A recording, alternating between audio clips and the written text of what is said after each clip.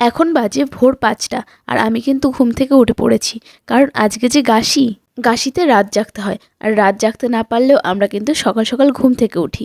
ঘুম থেকে উঠেই দেখি মার কিন্তু গাসি পুজো কমপ্লিট আর প্রদীপও জ্বালানো হয়ে গেছে, কারণ আমি ওঠার ১ ঘন্টা আগেই মায়ের পুজো হয়ে গেছে আর প্রদীপগুলো প্রায় নিভে। আমার মনে আছে এই সময়টা প্রায় শীত থাকে, তবে এবছর কিন্তু দেখো একটু শীতের লক্ষণ নেই। ছোটবেলায় এই দিনটা কিন্তু অনেক মজা করতাম।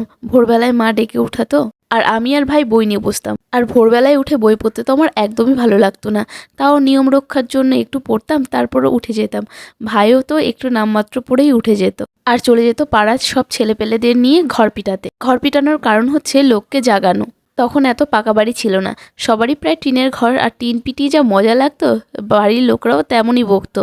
বকলেও বেশ মজায় মজায় কাটতো দিনটা। আর বাবা হারমোনিয়াম নিয়ে বসতো গান করতে। তারপর একটু রোদ উঠতে শিলনোড়ায় নিমপাতা আর হলুদ বাটাবাটি করে মেখে স্নান করতে যেতাম পুকুরে।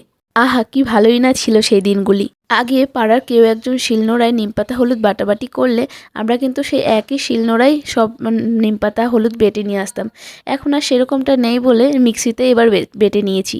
তারপর ভালো করে হলুদটা মুখে হাত পায়ে মেখে স্নান করে আসলাম। এখন হচ্ছে মা কচুর ডগায় কালি তুলেছিল, যেটা কিন্তু কাজল হিসাবে পড়তে হয়, তাই আমি একটু চোখের কোণায় লাগিয়ে নিলাম। আর এটা হচ্ছে কাঁচা তেঁতুল, এটা নাকি ঠোঁটে লাগাতে হয়। তো যাই হোক, নিয়ম ঠিয়ম যেটুকুনি শুনেছি সেই মতোই নিয়মটা পালন করছিলাম। যখন এই তেঁতুলটা ঠোঁটে লিপস্টিকের মতো করে লাগাচ্ছিলাম আর এতই টেস্ট লাগছিল, আমি চেটে চেটেই খেয়ে ফেলছিলাম। কি ব্যাপার হলো, ঠোঁটে তেঁতুলটা ঘষতেই কেমন যেন লিপস্টিকের মতো কালার হয়ে গেল। গাসির আগের দিন পাশের বাড়িতে সারা রাত জেগে গান বাজনা হয় আর পুজো হয়, তো সেখান থেকে সকালবেলায় প্রসাদ দিতে ডাকলো, তো প্রসাদটা নিয়ে আসলাম। তাই সেই প্রসাদটাই খাচ্ছিলাম। আমিও খাচ্ছিলাম আর ভাইকে একটু খাইয়ে দিলাম। আমি আগে এই খিচুড়ি জিনিসটা পছন্দই করতাম না, তবে ইদানিং আমার এই খিচুড়িটা কিন্তু খুব ভালো লাগছে। আমাদের মধ্যে গাসির এই প্রধান খাবার হচ্ছে তালের আটি, তবে কাটার আটোকে খাওয়াই হচ্ছিল না, তাই সন্ধ্যার সময় ভাবলাম যে আটিগুলো কাটি আর তারপর খাই।